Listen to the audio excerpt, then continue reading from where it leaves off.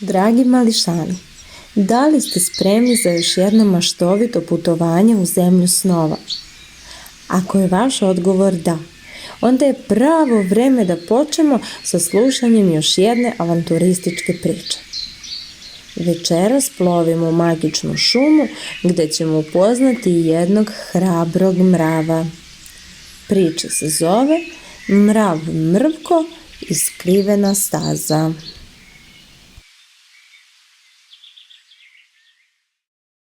U dalekom šumarku, gde se sunčevi zraci provlače kroz krošnje drveća, živjela je velika porodica mrava. Među njima bio je i Mrvko, mali radoznali mrav koji je obožavao istraživati svet oko sebe.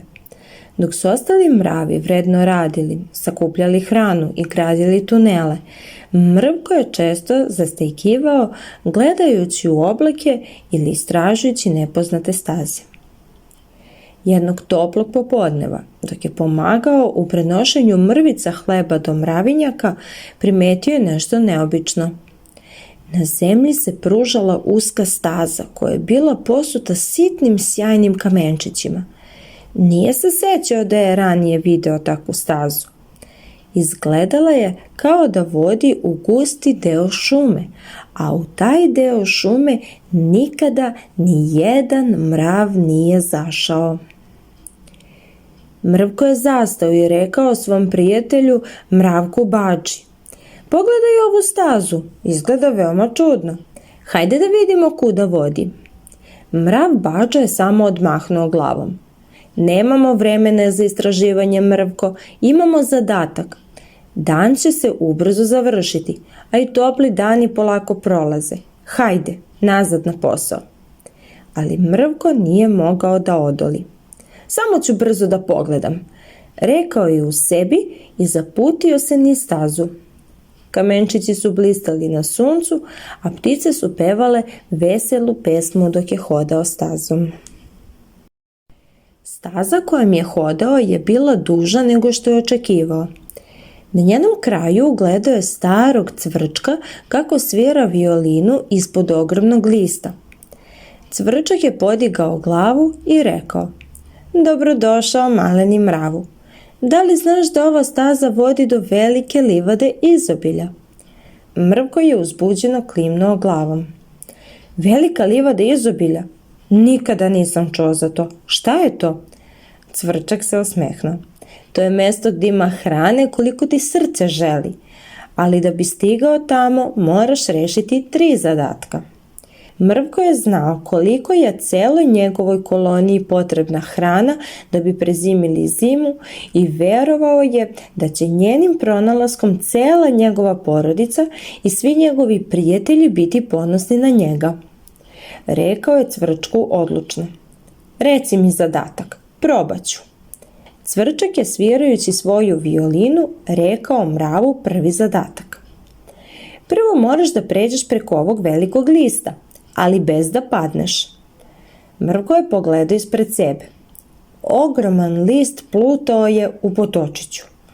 Morao je da ispuni zadatak. Došao je do lista i vešto je upotrebio svoje tanke nogice i pažljivo hodao preko lista. Bilo je teško zato što se list ljuljao, ali uspeo je. Cvrčak je klimnuo glavom i zatim mu dao sledeći zadatak: "Sada moraš da nađeš skriveni ključ ispod gomile borovih iglica." Mrvko je pažljivo pretraživao iglice jednu po jednu. Bilo je potrebno puno strpljenja, ali nije odustajao. Na kraju je pronašao ključ. Cvrčak je bio zadovoljan i po redu mu zadao i 3. zadatak. Poslednji 3. zadatak je glasio: "Moraš da pomogneš nekome u nevolji na svom putu do livade." Mrvko je malo bio zbunjen zadatkom jer na svom putu nije sreo nikoga osim Cvrčka, ali nije želeo da odustane i sa zadovoljstvom je prihvatio i 3. zadatak kao i prethodna 2. Krenuo je dalje putem, verujući Cvrčkovim rečima, i svakog časa je očekivao da će nekom nepoznatom zatrebati pomoć. Tako je i bilo. Dok je nastavio niz stazu, Mrvko je čuo tihi glas koji dolazi iz obližnjeg grma. Bio je to mali leptir koji je zapetljao svoja krila u paukovu mrežu. Hej Mrviću, molim te pomozi mi, uplakano je molio leptir. Mrvko je brzo priskočio u pomoć. Upotrebio je svoje snažne čeljusti i pažljivo presekao mrežu da oslobodi leptira. Hvala ti mali mravu, da nije bilo tebe, sad bih postao paukova večera. Ako ti ikad bude trebala pomoć, samo me pozovi, rekao je leptir mravu pre nego što je odleteo. To je bio treći i posljednji zadatak koji je cvrčak sa violinom zadao mravu. Nakon što je završio sve zadatke, Mrvko je konačno stigao do velike livade izobilja. Bilo je prekriveno cvetovima koji su širili slatki miris, a na svakom cvetu bilo je kapi meda i voćnih sokova. Tlo je bilo posuto zrnevljem raznih žitarica, a iskreno ponegde se mogao naći i po koji komadić slasnih kolača. Dok se Mrvko divio onome što je ugledao, cvrčak je stigao iza njega. Bio si odličan i veoma vešt u rešavanju zadataka, Mrvko. Zaslužio si da dođeš na ovo mesto. Ali zapamti, prava sreća dolazi tek onda kada podeliš ono što imaš. Mrvko je odlučio da ponese malo hrane nazad u mravinjak kako bi svi uživali u blagodetima livade.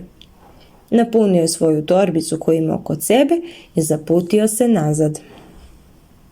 Kada se Mrvko vratio u mravinjak, svi su ga dočekali sa oduševljenjem, jer su se pomalo i zabrinuli gde je nestao na jedan ceo dan. Odlučio je da im ispriča priču o svojoj avanturi koju je doživeo time što je malo skrenuo sa puta. Svi su ga slušali ne verujući svojim ušima šta to čuju. Na kraju, kao dokaz svoje avanture, izvadio je svu onu ukusnu hranu koju je poneo u svojoj torbici i podelio sve te poslastice sa celim mravinjakom. Celu količinu hrane bilo nemoguće pojesti odjednom, pa su se svi mravi složili da bi bilo dobro dobar deo hrane skladištiti i sačuvati za hladne dane. Od tog dana svi mravi su se složili da Mrvko više nije bio samo radoznali mrav.